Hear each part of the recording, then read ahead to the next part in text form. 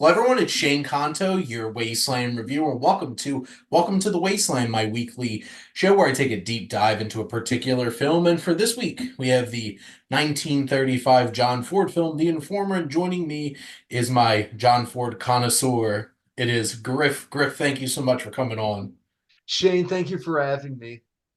Now, this is definitely one of John Ford's like big Irish films, which I'm starting to realize now he had quite the filmography of just Irish related films. But for those who haven't tuned into the show before, we have coming attractions for the holiday. Merry Christmas, everybody. And then we'll be talking about The Informer and then leaving you with some extra recommendations. So, starting off with Christmas is always a big movie day, which Color Purple made $18 million on Christmas, which is the second most amount of money any film's ever made on Christmas, which is pretty cool. But Griff, what film were you most excited for releasing on Christmas? I'm looking forward to Ferrari because I'm very interested in that story, and I like the people who are in it: Adam Driver, Mhm. Penelope Cruz, Shailene Woodley. I've always been a big fan of Michael Mann, going all the way back to movies like Last of the Mohegans and Heat. Mhm. Oh, and Shane, I also did want to add that I'm going to be seeing The Iron Claw this Friday. Awesome. I'm very excited to hear what you think. I I got to see it almost like a month ago, and I've just been sitting waiting for other people to see it. I'm like, I can't wait to hear what people say. And a lot of the people that I know have come out very, very happy about it. Well, I don't know if happy's the best about it. It's a sad movie, but they've been impressed and appreciated how great of a film it is. So look forward to hearing what you have to say about it. I am also most excited for Ferrari coming out. I've been a big Michael Mann fan, huge fan of Collateral and Heat, and really like Last of the Mohicans a lot, even dating back to like Manhunter, the original Hannibal Lecter film. Right. And I feel like Michael Mann hasn't really had a lot recently. I think his last feature film was Black Hat with Chris Hemsworth in it. So I'm really looking forward to seeing this. Love Adam Driver. Adam Driver's amazing. And Penelope Cruz is so great in everything. And this is going to be an interesting companion piece to Ford v Ferrari. So just Yeah, building for off of that. Yeah, Ford versus Ferrari was great. I told people at the time, even if you're not car people, definitely see it anyway, just for the story. Oh, that was one of my top 10 films of 2019. So good. 2019, what a great year in film. I think 2023 is turning out to be a pretty great one too, but we'll have to see how Ferrari turns out. I think I'll be seeing it probably on New Year's Day, but we'll have to see. But jumping into our feature film of the week, which is indeed The Informer, have a decent amount of backstory here. This has been adapted by Dudley Nichols, based on an Irish novel by Liam O'Flaherty, set around the Irish War of Independence. It's starring Victor McLaughlin, who certainly got a lot of attention for his performance in this film, and much deserved, as we'll talk about. It was Mhm. previously adapted into a 1929 British film, so this is not the first film adaptation. It competed in six categories at one of the earliest of Oscar ceremonies, which is pretty cool. It won Best Director for John Ford, won Best Actor for McLaughlin, won Best Screenplay and Best Score, which definitely that score, when I was sitting and watching the film, like I could definitely see why this got a lot of attention. It is preserved in the Library of Congress, so this is one of the films that have gotten that great distinction. They tried to avoid naming the IRA by name to get around censors, both in the US and the UK.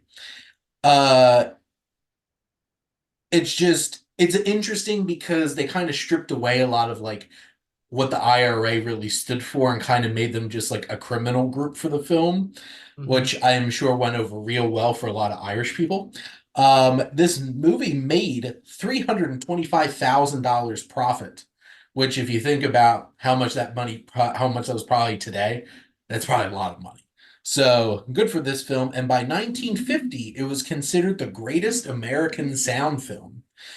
Since then, it seems like that's kind of like puttered out in terms of its popularity, but it definitely seems like it's one of the early gems of John Ford's career. So there's some backstory for all of you. But Griff, what's your general thoughts on the film? Overall, I thought it was a very good film. I thought it dealt really well with the whole man versus man theme. How he turns his friend in for that 20-pound reward, and then throughout the film he's struggling with guilt. He's Mhm. going into pubs, he's buying drinks for everyone, being social, trying to, make up for his wrongdoing. It's such an interesting conflict at the center of this film, as this is a very challenging time in Irish history. And it really challenges you as an audience member to think, how far would you go to solidify your own future and for the future of the woman that you love? And this film certainly captures that in a really uncomfortable way. And you see how our main character copes with that in terms of alcohol and going out to these bars and then having to confront what he did, and with some people that aren't going to be very nice in terms of how they process what he did. But I guess what were some of the specific things that stood out to you the most, Griff, in the film? I like the opening where there was definitely a great use of shadows. When you Yes. saw that, you immediately knew that it was going to be a dark story. It wasn't going to be a happy Irish movie like how The Quiet Man was. Hmm. Yeah, you're certainly not like going through the meadows and stuff like that with some nice Irish music. They Hmm. created such an atmosphere in this opening sequence with the fog and, like you said, the shadows. And you could barely see the streets of this city. And it just beautifully captured in terms of how it really sets the stage for what kind of story this is. Like you said, this is a dark story. It's shady. There's shady dealings all around. Your whole film's centered around criminals and also the dark decisions that our main character winds up making to be able to try to solidify his own future and the guilt that's looming everywhere. So, certainly, John Ford, I feel like this is one of Ford's strongest technical films up to this point in his career. Hmm.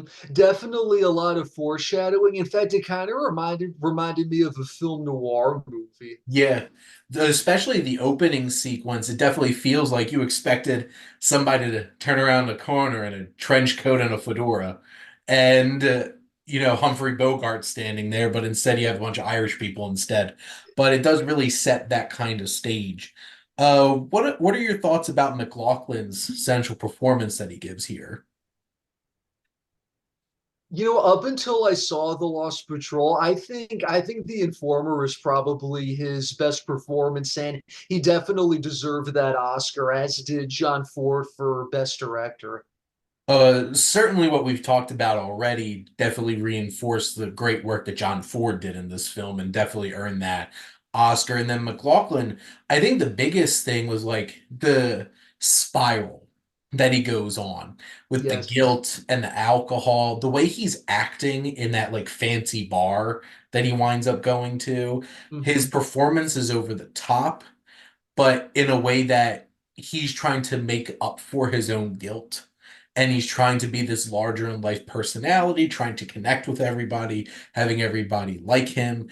But there's a paranoia, there's an insecurity, there's a deeply shaken man in this character. And McLaughlin really captures that in his performance.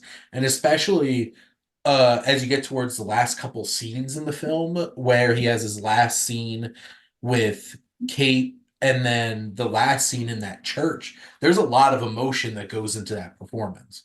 Hmm. Definitely. The power of forgiveness definitely plays a big part in that. How he holds his arms up like this. It's almost like it's almost like a personification of Jesus. Well, there is well, like it's no, and there's no doubt by the end of the film that there was supposed to be some heavy religious based ideas and themes where this ends in a church, him trying to Mhm. get forgiveness. Like he's confessing, just not to a priest, but to the mother of the friend that he betrayed. And that moment is so poignant and like it fits because this is like a 30s movie and it's so big. Like the Yeah. performance of him throwing his arms up like that and then just dropping dead. And it was just like was I feel like if somebody tried to do that in a film today, it'd feel super out of place. But like it felt like it fit here and it fit with his performance because throughout the whole film, he's a big character. And McLaughlin just committed to this performance. I guess were there any other specific things that stood out to you, Griff? Well, even before McLaughlin's character, Jippo Nolan, ratted his friend out and got the 20-pound reward for it. You learn that he was kicked out of the IRA or the criminal gang, whatever you want to Mhm. call it, because he refused an order.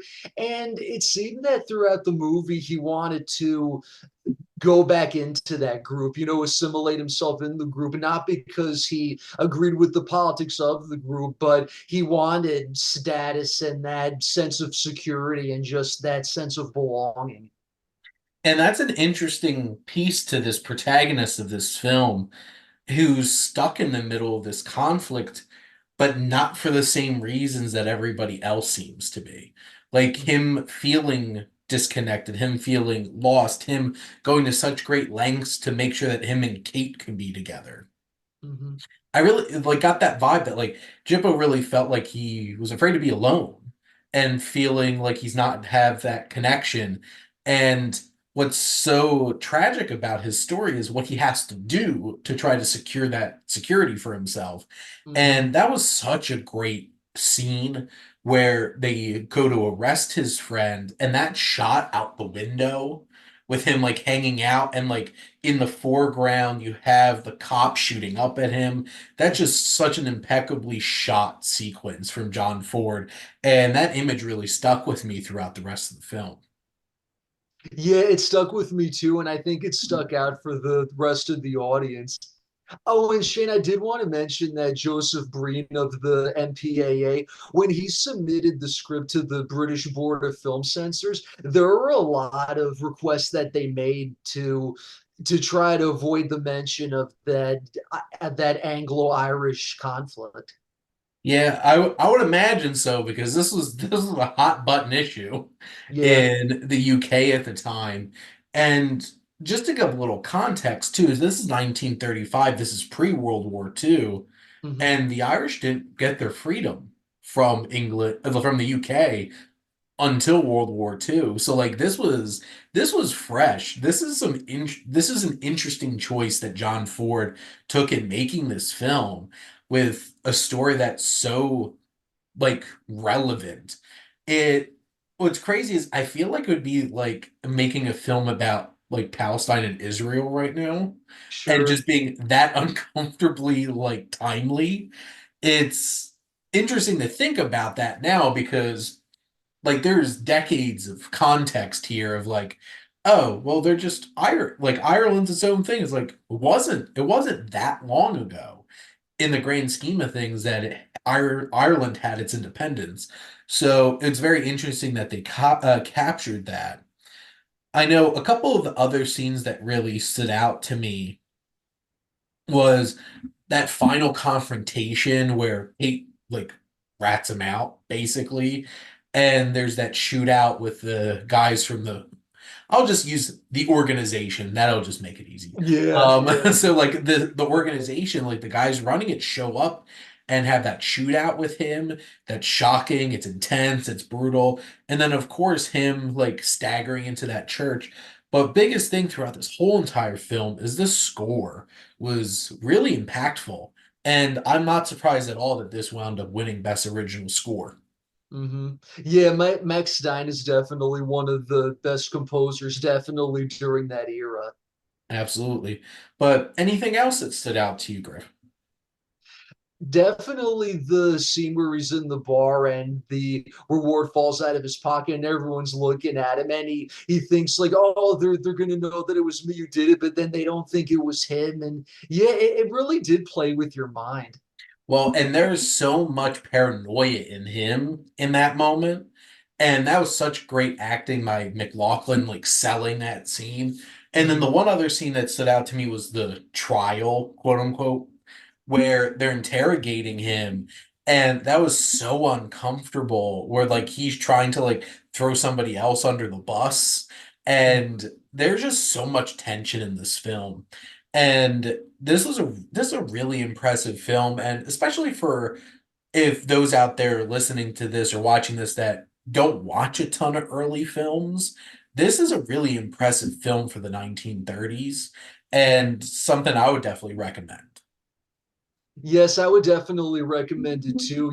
I think most people have seen The Quiet Man. They watch it every year for St. Patrick's Day. Mhm. But I would recommend to people The Informer as well. See a more darker version of John Ford's Ireland. Yeah, this is not the like feel good kind of. I'm a Darby O'Gill and the Little People fan. I still have that on DVD over somewhere there. I've This never seen it. Oh, it's such a fun movie. It's like early live action Disney. Uh-huh. But this definitely is not that. Like there's some dark stuff in it. There's like banshees and stuff like that in that, but like this is a dark, gritty film. And like how it deals with alcoholism, how it deals with betrayal, and the need of forgiveness. It's just a very weighty and poignant film. So yeah, you all should go check it out. And next week on Welcome to the Wasteland, I'll be diving into Steamboat Round the Bend with my buddy Joe. So, shaking things up, keeping this train running for John Ford, which will keep on running through 2024. But time to give some recommendations. So, Griff, what did you want to recommend to everybody? Recently, I watched Scrooged with Bill Murray. Definitely a must for those who are fans of Christmas movies. Absolutely. This is one of those films that is such a dark, twisted version of A Christmas Carol, Uh-huh. but it's and such an interesting like meta idea and an interesting commentary on like media companies. But Bill Murray is so good. Love Karen Allen in it. The whole entire cast from Robert Mitchum, Bobcat Goldthwait, um, John Forsythe from like Dynasty and Charlie's Angels. Yeah, he was in that too. Yeah, he's the Marley character in it. It's so Right. good. It's not a film like I only saw it within the past couple of years, so it wasn't something that I've watched for years for Christmas. But like I rewatched it recently, and just that speech at the end just hits so good for the Christmas season. So if you're still celebrating, check it out. Yeah, it's like they say on Facebook, those Christmas memes. Oh, it's not Christmas yet until Bill Murray makes a speech in Scrooge. There you go. All those Christmas memes. So I have a couple recommendations here. So my quote unquote new film that I wanted to recommend is actually a Paramount Plus special, and it's South Park, not suitable for children. Oh boy. So I have been watching all of these South Park specials that have been coming out over the last couple of years, their way of shaking things up.